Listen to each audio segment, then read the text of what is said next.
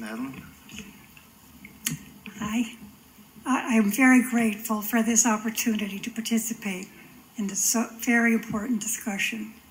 I think we've all agreed that it's not only appropriate, but crucial that the perspective of the ALS patient be heard. I live and struggle with ALS 24/7. There is no respite. The disease is relentless. I am totally dependent on others for all of my needs. This does give me time to contemplate. I think a lot. We appreciate the commitment of our doctors who have dedicated their professional careers to caring for us and solving so many mysteries of this complex disease. We appreciate the commitment of companies, philanthropy from individuals and foundations to support the research. We appreciate the FDA in its mission to ensure the safety of the treatments available. For me, it has been 6+ years. I have watched big hopes of new potential treatments fail to meet the anticipated endpoints.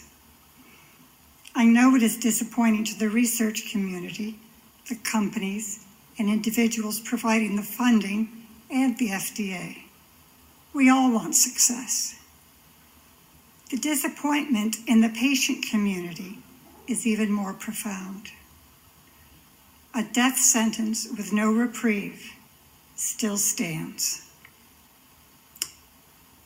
Now, I am not eligible to participate in most clinical trials, and that was covered pretty well in the last panel discussion. However, I follow closely what is in the research pipeline. I take a number of medications and supplements that have been in past or are in current trials and are accessible to me.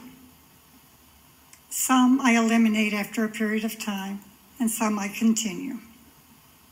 As we all know, ALS is a very heterogeneous disease, and we will likely not all respond to the same treatments. Perhaps this is the reason I have outlived many ALS patients. Perhaps not. But I have only one shot at this, and I continue to fight ALS, the ALS monster, with every fiber of my being. This is my personal, though very limited, version of expanded access.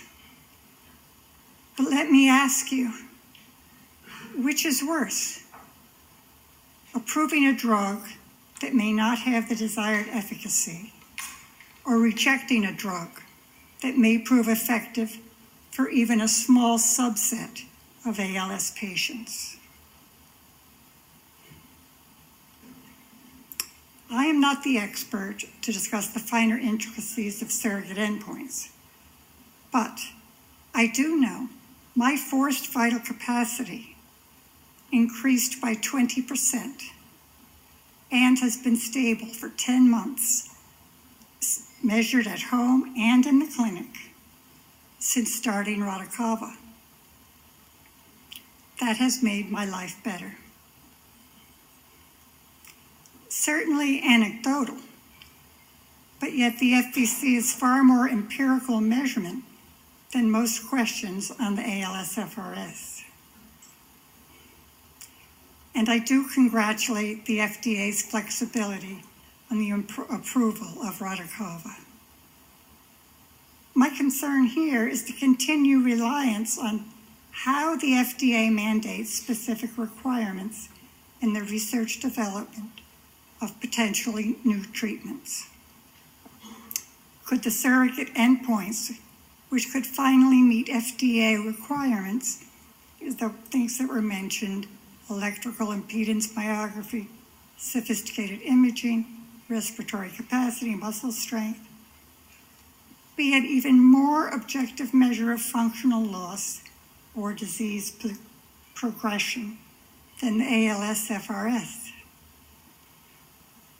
Can there be collaboration between all stakeholders to speed this development.